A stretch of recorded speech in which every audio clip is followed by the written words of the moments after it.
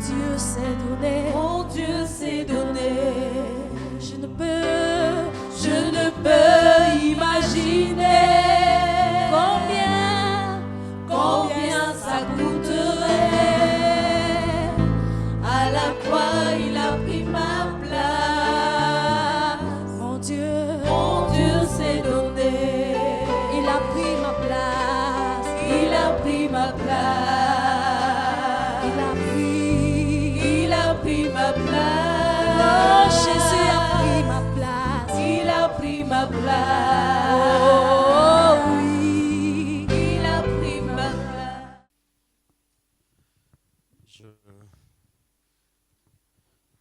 Je voudrais vous exprimer mon salut au nom de notre Seigneur Jésus. Amen. Que la grâce de Dieu le Père, la grâce de notre Seigneur Jésus, l'amour de Dieu le Père, la communion du Saint-Esprit soit avec chacun d'entre nous ici. Amen. Ok. J'espère que tous nous portons bien et que nous sommes en forme pour ce dimanche, pour communier avec notre Seigneur et aussi communier les uns avec les autres. Amen. C'est ça le but de la communion chrétienne, la communauté chrétienne qui s'exprime dans la communion ou la koinonia. Et beaucoup symbolisent cela aussi par la croix qui est verticale. Nous communions avec Dieu. Horizontale, nous communions les uns avec les autres. C'est ce qui fait de nous une famille chrétienne. Mais au-delà d'une simple famille identitaire, des représentants d'un royaume. Amen.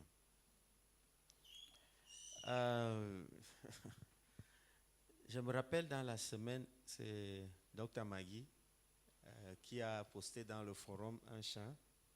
Je l'ai beaucoup apprécié. Celui de ICC exécuté par Joseph Moussio.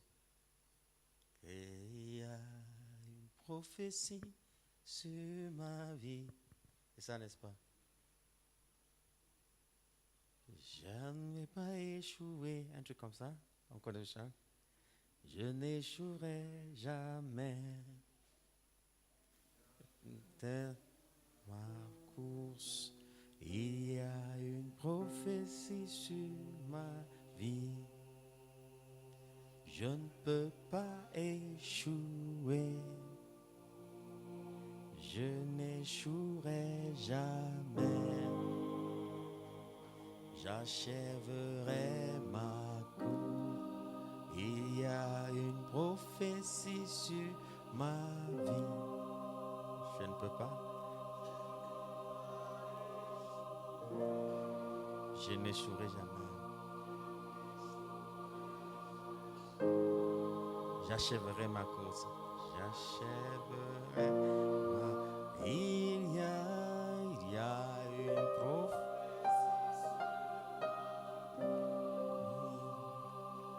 Je ne peux pas échouer. Je n'échouerai jamais. J'achèverai ma course. Telle est ma prière pour toi et pour moi. Amen. Que cela soit aussi une prière profonde. Amen. Ce chant m'a fait beaucoup réfléchir et je pense que hier j'en discutais avec Tata Magui. Bon, Dr Magui, Tata Magui. Ok. En tout cas, son nom, Maman Magui. Les deux sont des docteurs, les deux sont des mamans, les deux sont des tatas. Bon. On va seulement se battre à les distinguer. Amen.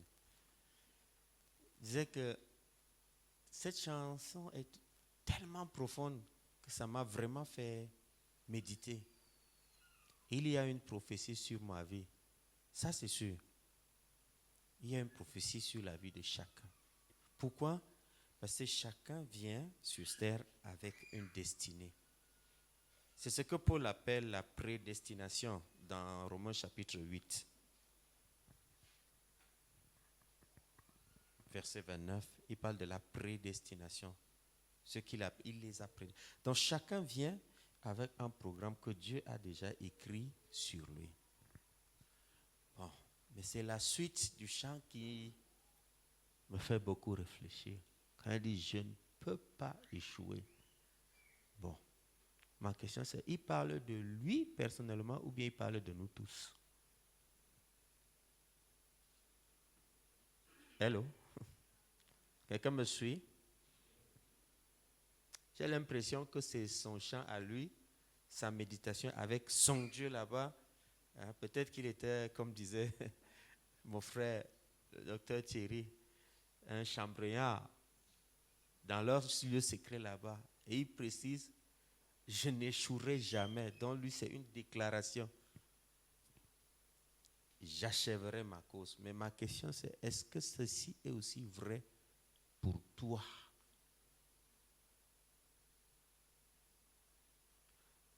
Aujourd'hui, je ne serai pas, contrairement à notre papa et autres, je ne serai pas en mode enseignement, je serai beaucoup en mode prédication et méditation. Amen.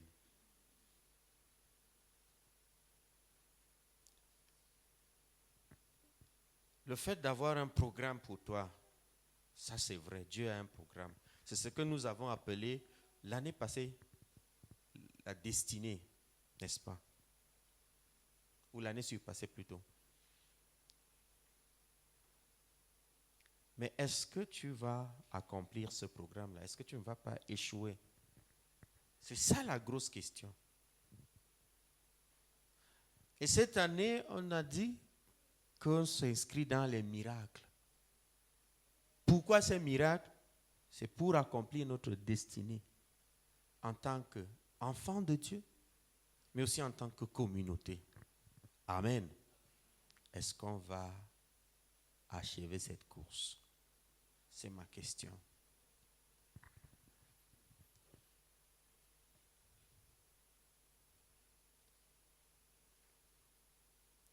Vous savez, mettre sur pied un programme, une destinée, un plan pour ta vie, ça relève de Dieu, de la souveraineté de Dieu. Mais l'accomplir dépend de toi, ça ne dépend plus de lui. Pourquoi? Parce que lui-là, quand il met un programme, il donne une prophétie, comme c'est le terme utilisé dans ce sens. Il met aussi en place tout le mécanisme pour que cela s'accomplisse. Pourquoi? Parce que dans ses principes, Dieu commence par la fin. Il annonce et la chose arrive. Il dit et cela s'accomplit. Que la lumière soit et la lumière fut. Que telle chose soit et ça fut. Ça, c'est son principe. Il dit le programme. Et quand il dit le programme, il a déjà mis en place tout le mécanisme pour que cela s'accomplisse. Mais, est-ce que cela s'accomplit toujours? C'est la grosse question. Et la réponse, c'est non. Pourquoi? Parce que l'accomplissement physique ou palpable dépend de l'homme. Ça ne dépend plus de Dieu. La preuve, quand Dieu envoie Moïse délivrer Israël de l'esclavage en Égypte, le programme était clair. Ils partent dans un endroit qu'il a déjà préparé pour eux, le pays de Canaan. Ils occupent ce pays, tout le pays. Et là, ils sont un peuple qu'il adore. Il peut communier en permanence avec eux. Le programme était clair. Mais le ndéma a commencé juste quelques jours après. Juste quelques jours après. À peine on a traversé la mer Rouge, puisque c'était une succession de miracles. Je mets déjà le lien avec notre thème de l'année. C'était une succession de miracles. Mais juste à cause des faits de la vie, de certaines réalités de la vie, on a commencé à se poser des questions. Pour peu que Moïse s'absente un peu, on dit que vraiment le gars là, c'est celui qui nous a lâchés. Créons notre Dieu pour que... Voilà. Et puis une chose qu'ils fabriquent eux-mêmes, ils lui donnent le statut. voici le Dieu qui t'a sorti d'Égypte. En marchant, regret, ceci, machin, jusqu'au retour, au bilan, au rapport des espions. La dernière goutte qui a débordé le vase, Dieu dit, personne n'entre plus dans Canaan, sauf les deux, Josué et Caleb. Y compris Moïse même ne pouvait plus entrer à cause de ces choses. Il y a eu une prophétie dans leur vie, mais ils ont échoué. En tant qu'individu. Mais aussi en tant que peuple, ils ont échoué. Lisez le livre de Juges. Commence par ceci. Israël n'avait pas encore occupé tout Canaan. Jusqu'à ce que Josué s'en aille. Et ils étaient toujours sur ce programme. Et même après, ils n'ont plus fini ce programme. Quand nous lisons tout le reste du livre de Juges, ils sont entrés dans un cycle de péché, punition de Dieu, repentance, restauration. Péché, punition de Dieu, repentance, restauration. C'est ce qu'on a appelé le cycle de Juges. Tout le livre de Juges, c'était là. Et il y a une prophétie sur ta vie, ça c'est sûr. Mais est-ce que tu ne vas pas échouer? N'accuse pas Dieu, ça ne dépend plus de lui. Il a mis tout en place. Je veux paraphraser mon frère docteur Chéri. Je paraphrase mon frère Nico, et mon frère Thierry disait, Dieu n'exauce pas ce qui ne contient pas son intérêt, ou alors l'intérêt du royaume. Je pense que tous nous avions noté cette phrase. Si tu veux que Dieu t'exauce, si tu veux que Dieu t'écoute et accomplisse le désir de ton cœur, il faut que l'intérêt du royaume soit dedans. Et c'est ça, tout le cœur de notre partage aujourd'hui. C'est pourquoi la question centrale de ce partage, de ce message est celle-ci. Pourquoi désirons-nous les miracles dans nos vies? Pour quel intérêt? Pour quel but? Ça fait déjà 5 mois que nous parlons des miracles et nous avons reçu beaucoup de messages qui nous encouragent à être dans cette posture de ceux qui sont qualifiés pour vivre le message, le miracle de Dieu. Amen. Moi, j'y crois. Amen. Mais la question maintenant, puisque nous avançons dans l'autre année, c'est pourquoi donc? Pour faire quoi? Ou encore, quel est l'intérêt de Dieu dans notre désir de recevoir des miracles dans nos vies? Parce que quand nous désirons les miracles, c'est parce qu'en certains mois, nous sentons que la prophétie qui a été déclarée dans notre vie là est coincée. Il faut que ça se débloque. Amen. Mais pourquoi? Pour faire quoi? Je parle d'un certain nombre de constats. Moi, j'ai constaté que nous sommes souvent trop focalisés sur nos personnes et nos désirs sont pour la plupart des temps nombrilistes. Il est difficile de faire bouger les gens quand ils ne voient pas leur intérêt dans l'action à mener, y compris à l'église. C'est vrai ou c'est vrai? Eh bien, j'ai une mauvaise nouvelle pour ceux qui sont dans cette catégorie, ou bien ceux qui se reconnaissent dans cette catégorie, ou bien dans cette assertion. Vous n'aurez que des choses éphémères. Vous n'aurez que des miracles éphémères. Les choses qui durent ne sont pas celles qui ont une portée. Ils ne sont que celles qui ont une portée éternelle et qui sont centrées sur le royaume, écrit royaume avec grand R. Les choses qui durent ne sont que des choses qui ont une portée éternelle et qui sont centrées sur le royaume. Entendez, royaume de Dieu, d'après Marc, ou royaume des cieux, d'après Luc. On parle de la même chose. Le deuxième constat que je fais ici, c'est que souvent, nous avons tendance à utiliser Dieu comme un marabout. On cherche simplement des solutions à nos problèmes et puis le reste ne nous intéresse plus.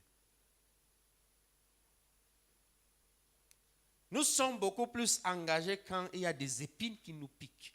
C'est là où notre vie de prière est intense. Quoi? Quand c'est chaud, quand on dit que l'examen c'est dans 2 jours et que tu regardes devant, derrière, tu ne sais pas par où l'argent de la pension va sortir. Ça là, la foi là, ça va monter. Même si c'était à base 0, puis batterie plein.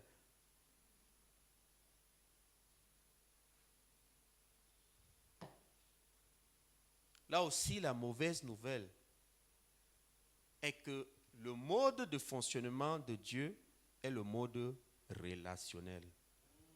Si tu veux aller loin avec Dieu, si tu veux marcher avec Dieu, connaître réellement les miracles de Dieu, clique plutôt sur le mode relationnel, pas sur le mode solution. Dis Amen sur ceci. En d'autres termes, Dieu ne fonctionne qu'avec ceux avec qui il a une relation, c'est-à-dire ses fils et ses filles. Hier, nous étions dans une retraite. Nous disions qu'il faudrait même qu'on fasse une différence entre enfant de Dieu et fils de Dieu. Enfant de Dieu, c'est le basique. On est d'accord. Jean 1,12, à tous ceux qui ont reçu la parole, c'est-à-dire Jésus, à ceux qui ont cru en cette parole en son nom, Jésus là leur a donné le pouvoir d'être quoi? Enfants de Dieu. Ils ont reçu le pouvoir et ça devient un droit. Quand tu crois en Jésus, tu as le droit d'être enfant de Dieu. Mais, Paul précise, Galates 4:1, il dit quoi? Aussi longtemps que l'héritier, c'est-à-dire celui qui est, puisque Dieu est le roi des rois et nous sommes ses enfants, donc nous sommes héritiers. Amen. Aussi longtemps que l'héritier demeure enfant, il n'est en rien différent d'un esclave. C'est pourquoi, regarde, la majorité de nos prières sont des prières syndicalistes. Fais la checklist. Fais la checklist. Du moins, fais la liste de tes sujets de prière. Sur 10 sujets, tu vas te rendre compte qu'au moins 9 sur Seigneur, je veux. Combien sont des prières où je viens, Seigneur, aujourd'hui, je ne veux rien. Je veux simplement contempler ta présence. Je ne demande rien. Ma maman est malade, je sais que toi aussi tu sais.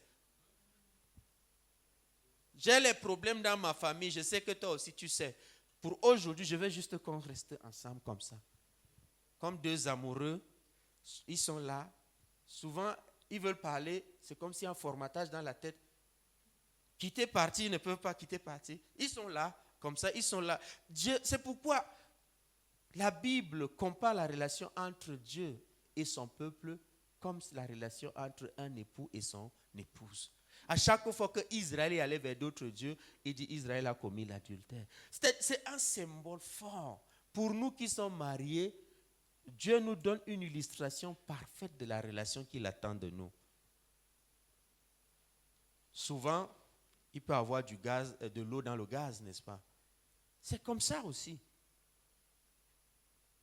C'est un grand frère Mousgoum qui nous a expliqué. Il dit quand on fabrique le bateau, la pirogue pour la pêche, on fait tout enduire avec, c'est pas tout ce qu'il faut faire, rendre étanche, mais l'eau réussit toujours à entrer dans la pirogue. Il dit que c'est pourquoi quand on peut pêcher et tout ça, le museau est dans la pirogue, en pleine eau et tout ça, il y a toujours une assiette quelque part dans la pirogue. Mes frères Mousgoum, vous me confirmez? Toujours une assiette. Pourquoi? Il dit que quand l'eau va monter, ça s'entretient. Tu veux aller loin avec Dieu. Tu veux bénéficier de toutes les grâces de Dieu. En tant que fils ou fille, tu dois fonctionner en mode relationnel, non pas syndical. Tu peux aussi jauger ton degré de maturité avec le Seigneur à partir de la liste de prières.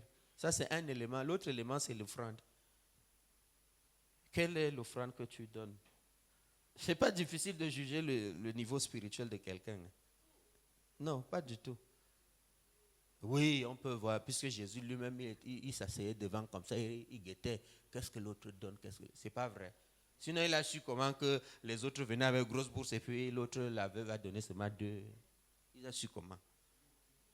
Hello?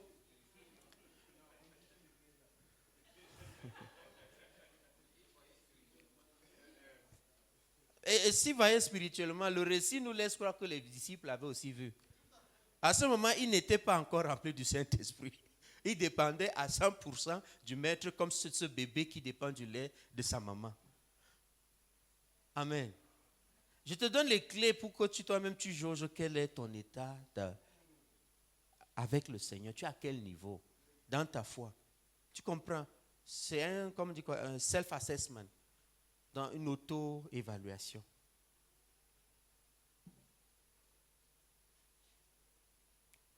Quand tu demandes le miracle, c'est pour faire quoi? Quel est l'intérêt de Dieu dedans?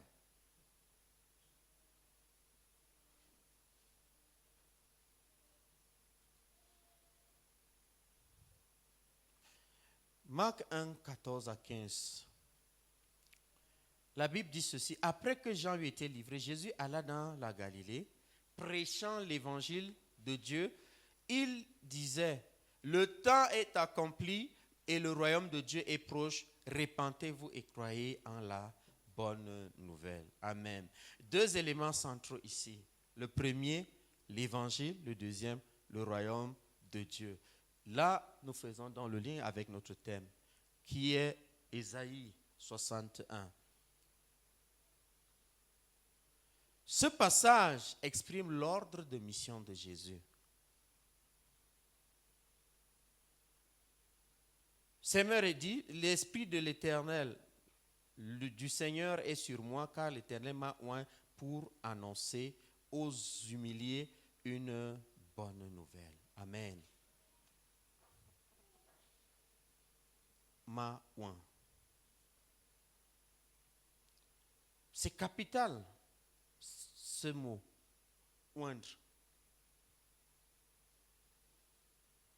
Quand la Bible parle de l'onction, dans le contexte, il s'agissait de la mise à part, de la consécration.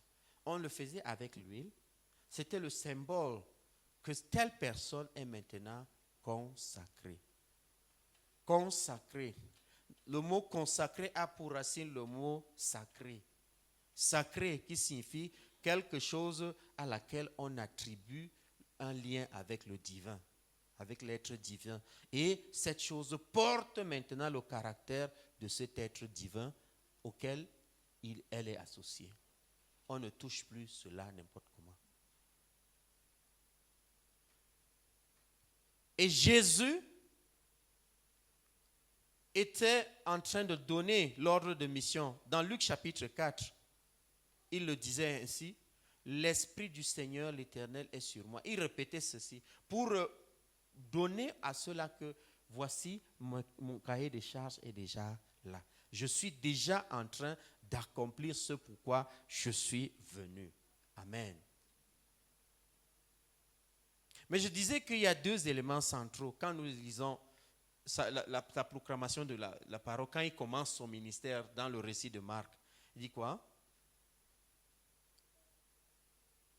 Prêcher l'évangile. Il parcourait Galilée pour faire quoi? Pour prêcher l'évangile. Et quel est le contenu de cet évangile? C'est le temps est accompli, le royaume de Dieu est proche, répentez-vous. Et croyez en la bonne nouvelle, c'est-à-dire en l'évangile. Bonne nouvelle, évangélion, la bonne nouvelle. Dieu dit quoi?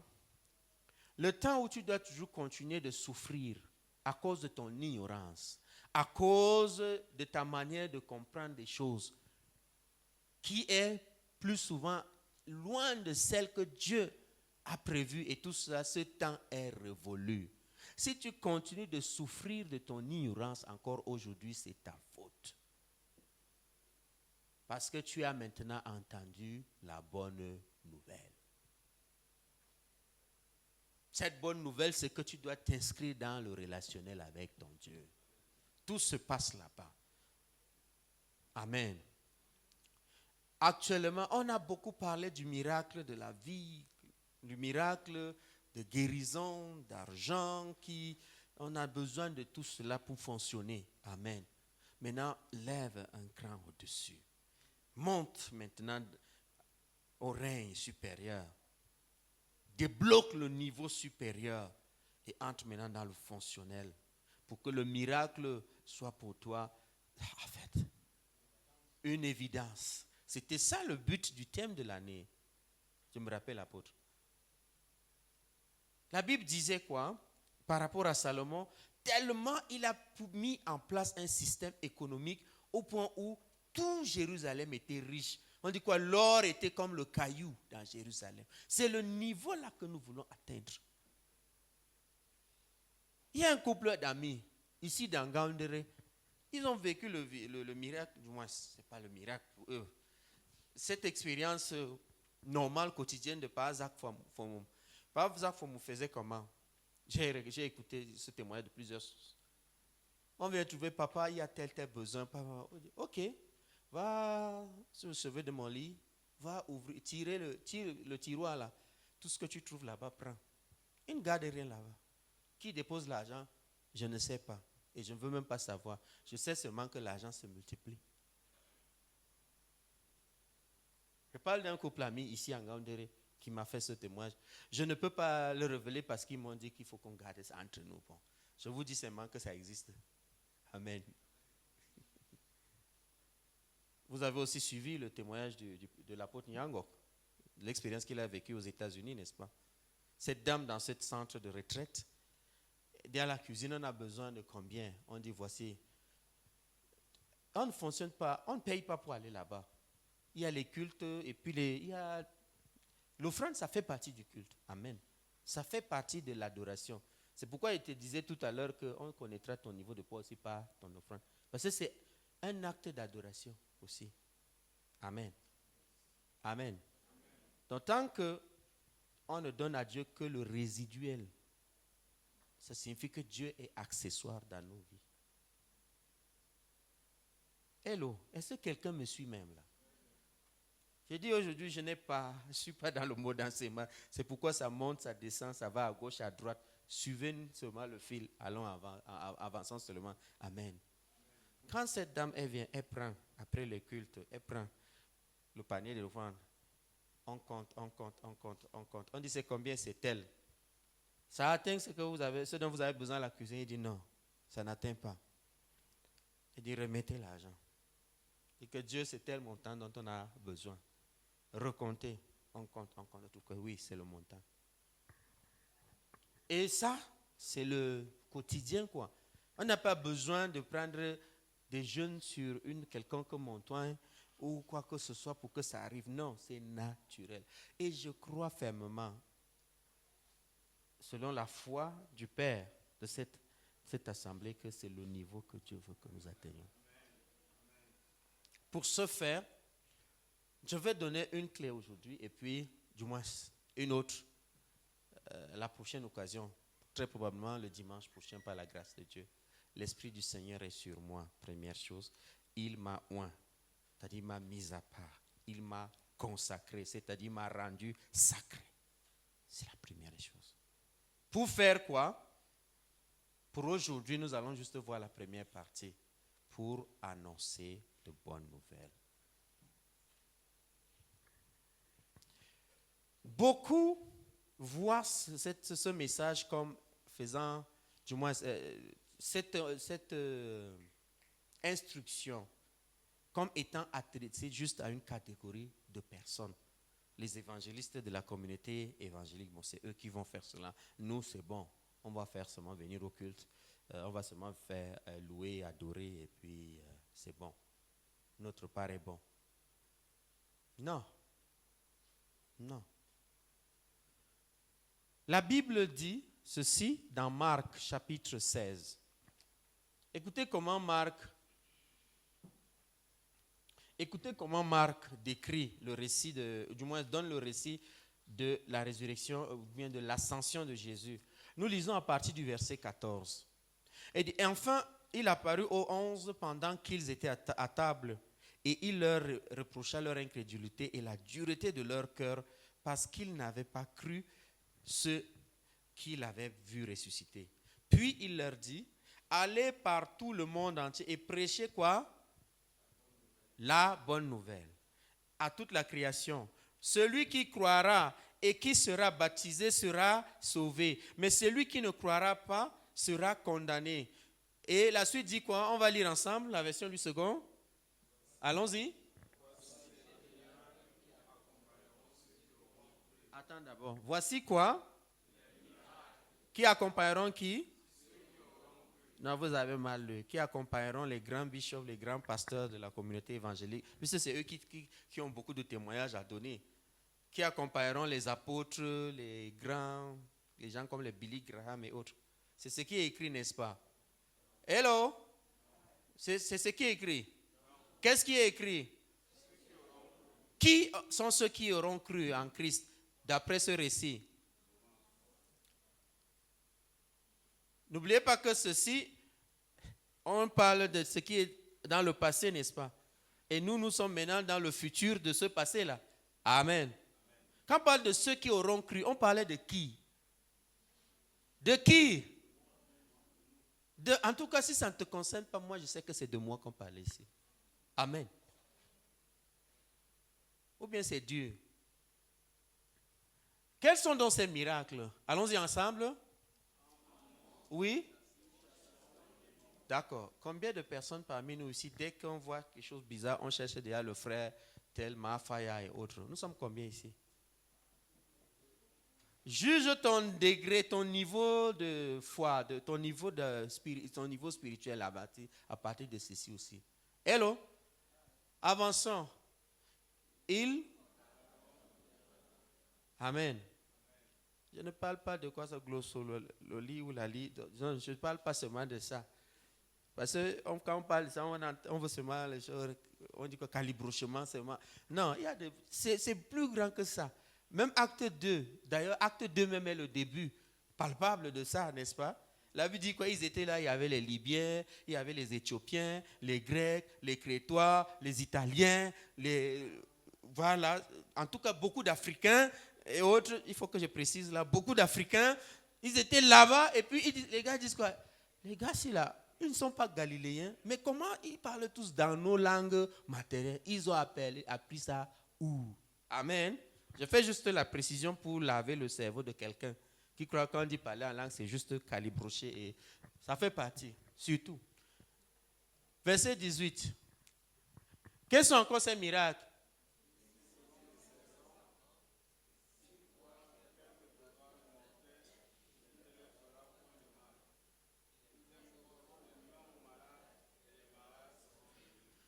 Voici un autre problème que ce passage nous pose. Depuis le début, quand nous parlait du miracle, chacun se regardait lui, se regardait à lui. Mais ici, tous les miracles qui sont saisis ici, qui en sont les bénéficiaires? Qui?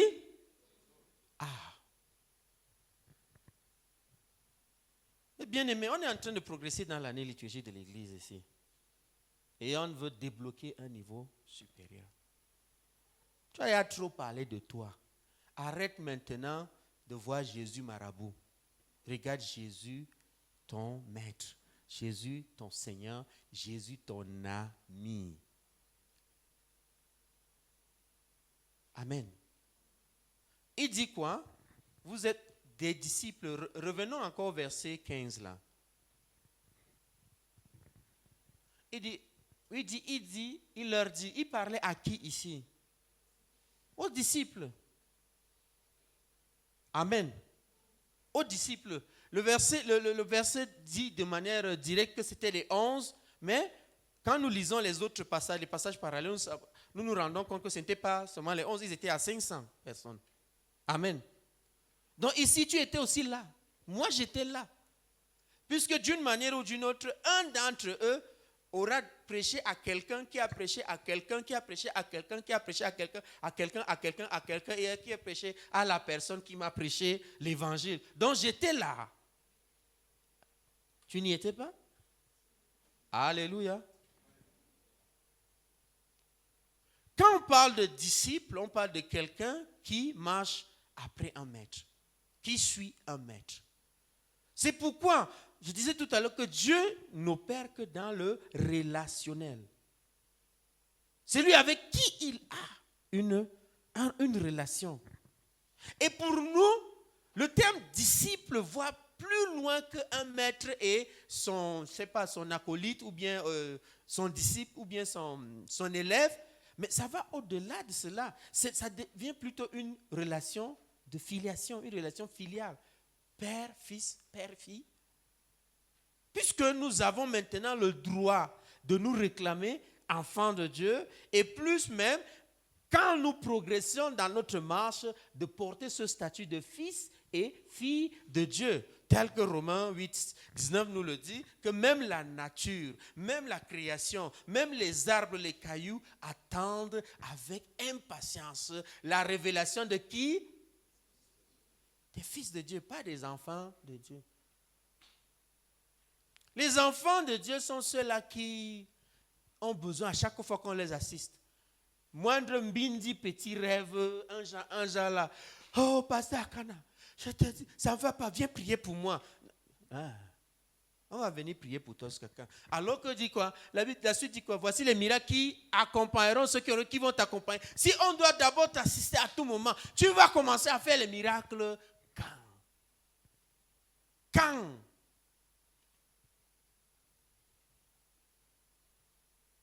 Hello, on est ensemble.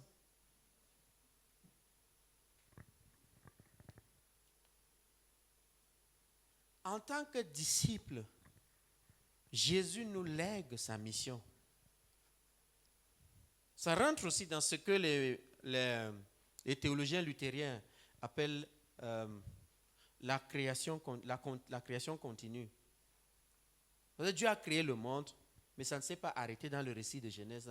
C'est continuel, c'est perpétuel. Pourquoi? Parce qu'il faut que les arbres continuent à donner d'autres arbres, que les hommes continuent à donner d'autres hommes, etc. Et l'homme est l'élément central de la création de Dieu qui doit assurer que cette création continue de se renouveler chaque jour. C'est pourquoi, pour que nous fassions cela, il faut à tout prix que l'Esprit du Seigneur soit sur nous. Parce que ce n'est que l'Esprit du Seigneur qui crée ce réseau, cette connexion directe avec lui. Qui peut créer ce network qui nous téléchargera toutes choses et en temps réel. Parce que c'est lui, c'est Dieu en nous, exactement. Puisque Christ en nous, l'espérance de la gloire.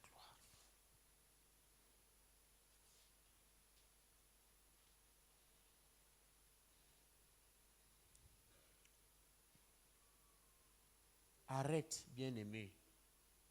Arrête de chercher des choses pour toi-même seulement, ou bien qui sont très limitées.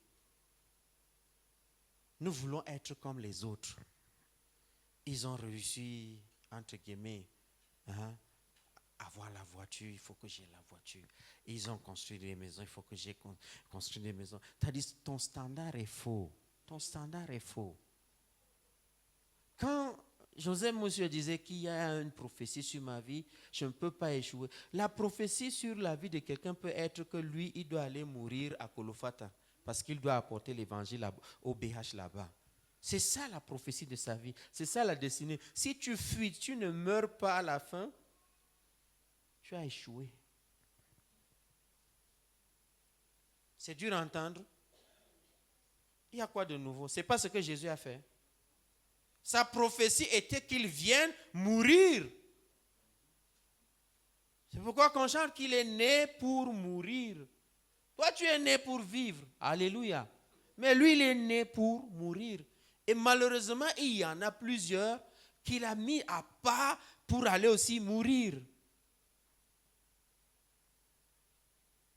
Il y en a. Ceux qui ne vont jamais atteindre, on dit quoi, le breakthrough financier dont il parle, pour lequel il prie. Tu ne vas pas atteindre ça. Pourquoi? Parce que dans le programme de Dieu, ça ne fait pas partie. Ce qui fait partie plutôt, c'est que toi, tu ailles vivre dans un village pour que la lumière de Christ règne dans ce village-là. Je parle à quelqu'un.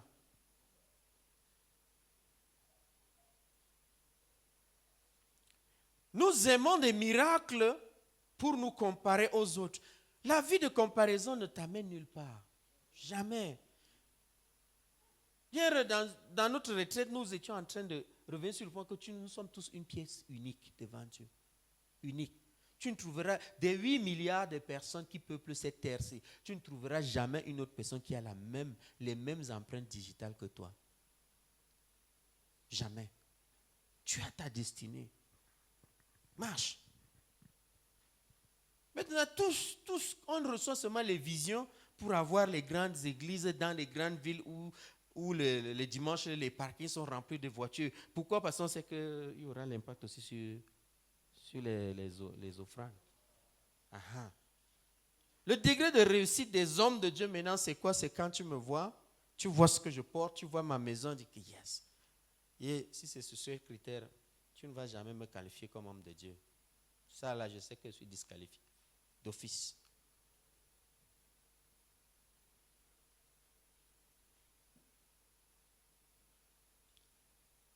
Pourquoi est-ce que toi tu cherches le miracle? Quel est l'intérêt de Dieu dans tout ça?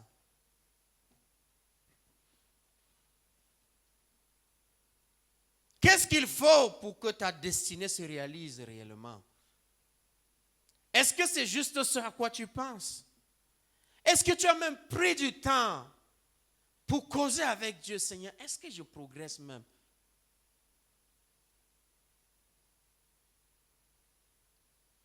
Un des signes que certaines personnes progresseront, ce sera les difficultés par lesquelles ils passent. Oui. Tu as dit, tu vas faire des... Je me rappelle, les années 2002 jusqu'à 2005-2006, j'avais un contentieux avec Dieu un temps.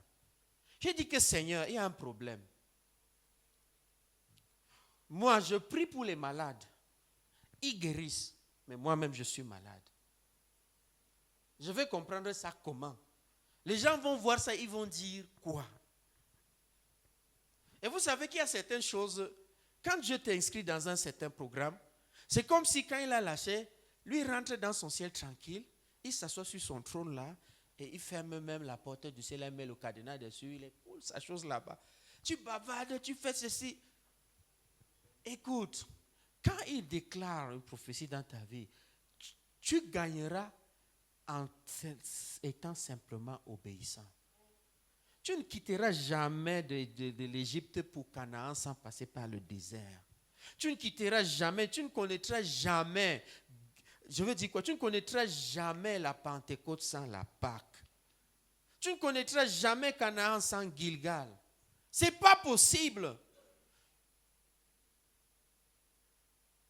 Même les séculiers, les chanteurs séculiers disent quoi? Tout le monde veut aller au paradis, mais personne ne veut mourir. Ça, c'est quelqu'un qui ne connaît pas Christ. Lui-même, ses yeux sont ouverts. Toi, tu connais Christ. Tu veux aller au paradis, mais tu refuses de mourir. Ah, c'est quelle sorcellerie ça? Tout ce que tu veux que Dieu fasse, c'est pour toi seul.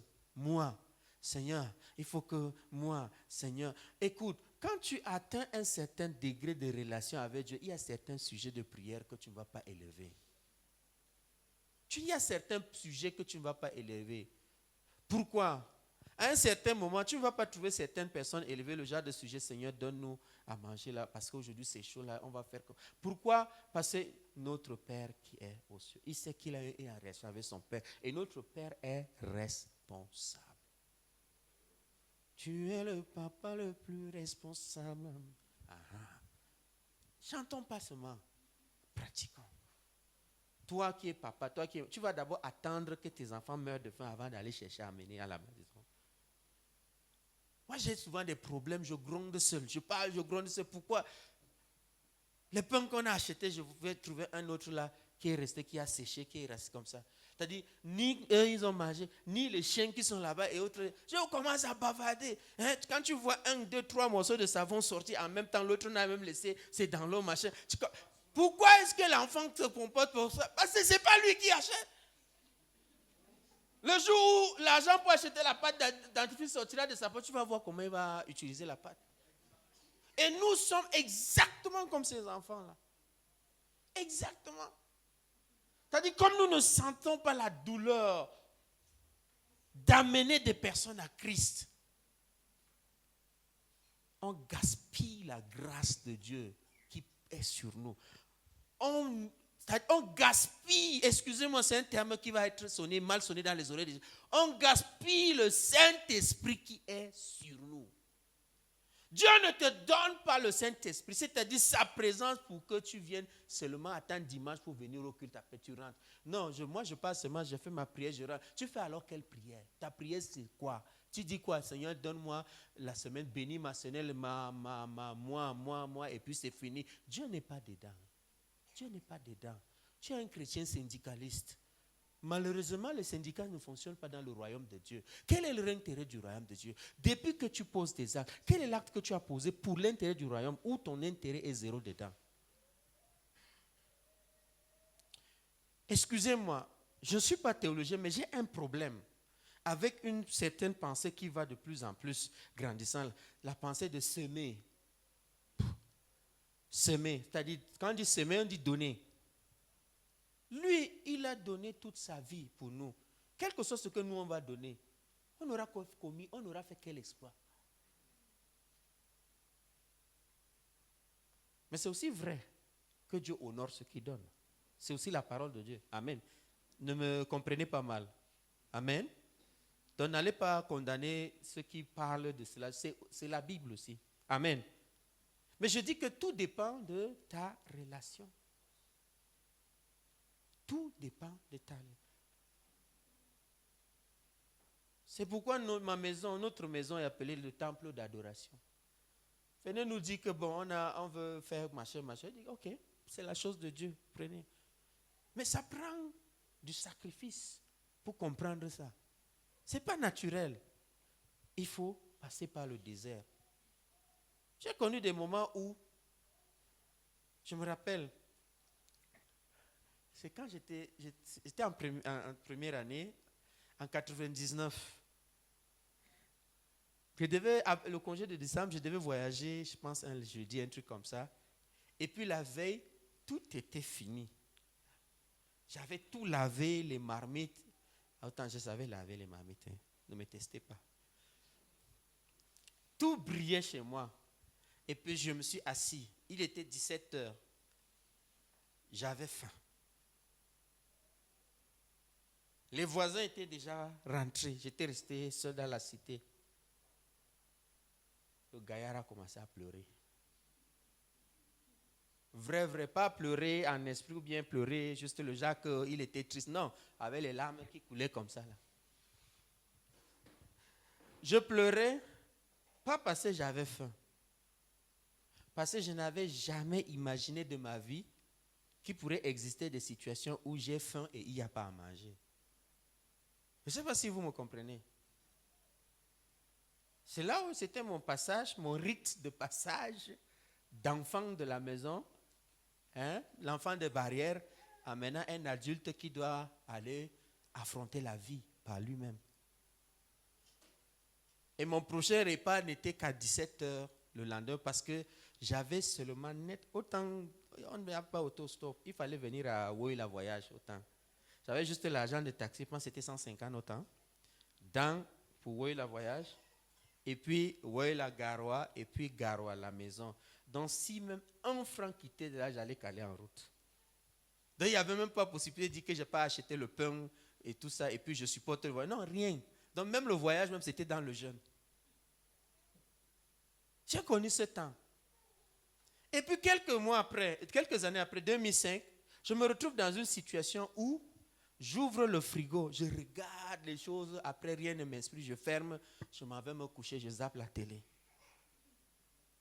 Pourquoi? Parce que tellement il y avait là que j'ai eu l'embarras de choix.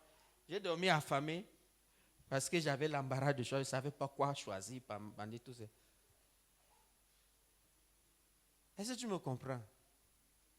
Dieu m'a fait passer par tout ça pour dire que je peux t'amener là où c'est bon aussi.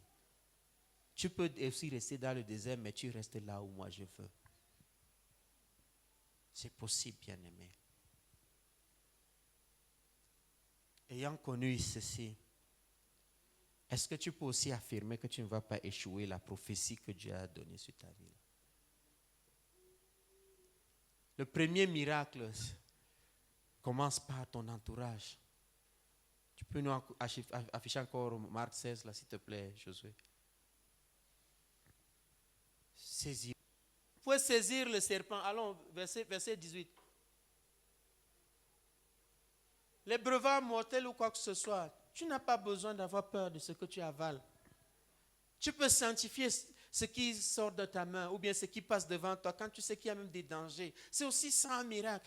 Souvent, nous voulons seulement voir avec les yeux physiques. Que Dieu t'ouvre aussi les yeux spirituels. Comme Élisée pouvait faire cette prière pour Géasi. Ouvre aussi ses yeux pour qu'il voit. Tu vas voir que chaque jour, c'est un jour de miracle que tu es en train de faire. Tu ne peux pas voir les accidents que Dieu dégage devant toi. Tu ne peux pas voir pourquoi souvent les taxis devraient faire l'accident, mais ça ne fait pas l'accident. À cause de ta présence. Sois conscient. Aucun mal te fait. Imposer les mains aux malades, les malades. Sache que c'est quelque chose de normal pour toi. Tu ne dois plus échouer dans le programme de Dieu de ta vie. Tu ne dois plus échouer. Tu ne dois plus attendre seulement les choses qui vont te concerner directement. Entre dans le programme de Dieu. Tu es un agent du royaume de Dieu. Dieu compte sur toi pour étendre son royaume. Il peut envoyer des anges. Il peut faire des choses. Mais s'il t'a choisi, s'il t'a mis dans le programme, c'est une grâce particulière. Saisis cette grâce. C'est pourquoi son esprit est là pour toi. Son esprit est là pour toi.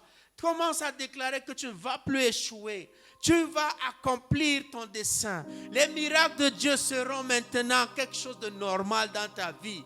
Puisque ça a été le programme de cette assemblée. Nous disons Amen à cela. Amen à cela. Si Dieu a inspiré que cela soit le thème de cette année, nous disons que Seigneur, tu ne vas pas accomplir seulement pour les autres. Tu vas aussi accomplir cela pour moi. Je vais vivre les miracles comme quelque chose de normal, quelque chose d'ordinaire dans ma vie. Cette année, je n'échouerai jamais dans ton programme. Si ton programme, c'est que j'entre dans un désert pour acquérir de nouvelles armes pour le combat spirituel, Seigneur, je suis prêt. Seigneur, je veux le faire. Si dans ton programme, je dois prendre un recul pour aller dans un endroit où tu veux que j'impacte quelqu'un, je suis prêt à le faire. Si dans ton programme, je dois abandonner certains privilèges pour que ta volonté se réalise dans la vie de certaines personnes qui m'entourent, Seigneur, je suis prêt. Si dans ton programme, je dois, Seigneur, même abandonner mes possessions pour que ta gloire se réalise, Seigneur, je suis prêt. Mais, Seigneur, ne permets pas que ton plan échoue dans ma vie. Ne permets pas que je sois obstacle à l'accomplissement de tes prophéties pour moi, Seigneur. Non, je ne veux pas échouer. Je ne veux pas échouer, Seigneur. Je veux achever ma course. Chante alors en foi. Il y a une prophétie pour ma vie. Déclare-le par la foi. Je veux échouer. Je n'échouerai jamais. J'achèverai ma vie. Il y a une prophétie. Il y a une prophétie sur ma vie. Je ne peux pas échouer, Seigneur. Je ne peux pas échouer. Puisque j'ai compris comment tu fonctionnes, je ne peux pas échouer. Jamais. L'échec n'entre pas dans mon programme. Parce que je vais accomplir à 100%. J'achèverai ma course. Oui, je reconnais qu'il y a une prophétie. Tu as une destinée pour moi, Seigneur. C'est pourquoi je déclare, je ne peux pas échouer. Puisque je sais comment tu fonctionnes maintenant, je ne peux pas échouer ton programme dans ma vie. Non, jamais, jamais. Oh, j'achèverai ma course. Lève-toi, exécute ceci en prière. Prophétie sur ma vie. Je ne peux pas échouer. Non, non, non. Je n'échouerai jamais. Mais moi, je s'achèverai.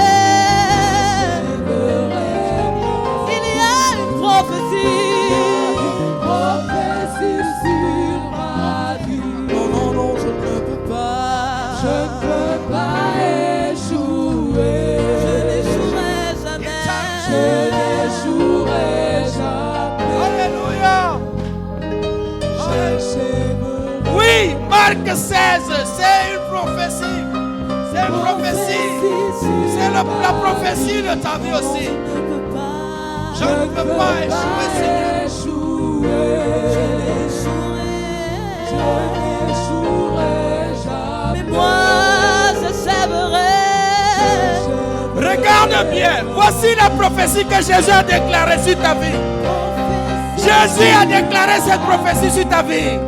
Déclare que ça ne peut pas échouer. Non, non, non, non, je n'échouerai. Mais moi, j'achèverai.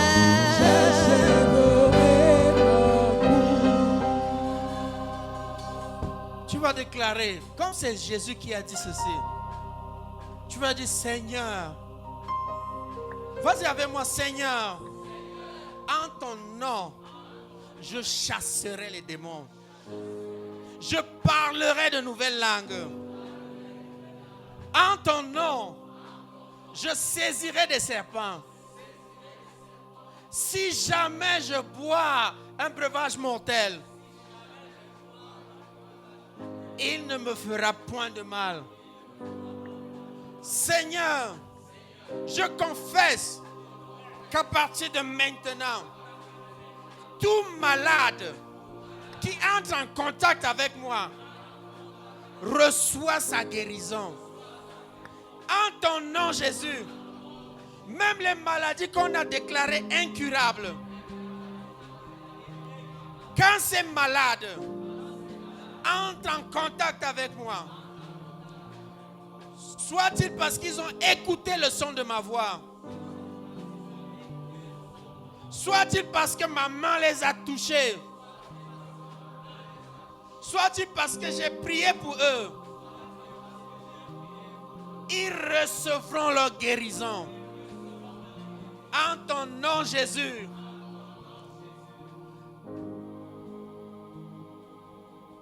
Je voudrais que tu commences à te regarder comme étant cette personne qui est pleinement mature en Christ maintenant. Tu commences à marcher comme Jésus, à faire comme Jésus. Rentre même à étudier encore la vie de Jésus dans les évangiles, comment il faisait. Et sache que c'est le programme, c'est la prophétie qu'il a aussi déclaré dans ta vie. Parce qu'il a dit dans Jean, tous les miracles que je fais, tout ce que je fais, vous les ferez aussi. Et il précise, vous en ferez même de plus grands. Parce que je vais au Père. Et il vous est avantagé que je m'en aille. Parce qu'alors j'enverrai le Saint-Esprit. Et là le Saint-Esprit est là. Le Saint-Esprit est maintenant sur toi. Et il t'a mis à part. Et il t'a oint. Est-ce que tu peux rendre grâce à Dieu pour la présence du Saint-Esprit dans ta vie? Pendant que tu lui rends grâce, prends cet engagement d'être à présent, de marcher en collaboration avec le Saint-Esprit, de lui être obéissant, de lui être obéissante, parce que lui, il connaît les détails de la prophétie de Dieu sur ta vie. Il connaît les détails du programme de Dieu dans ta vie.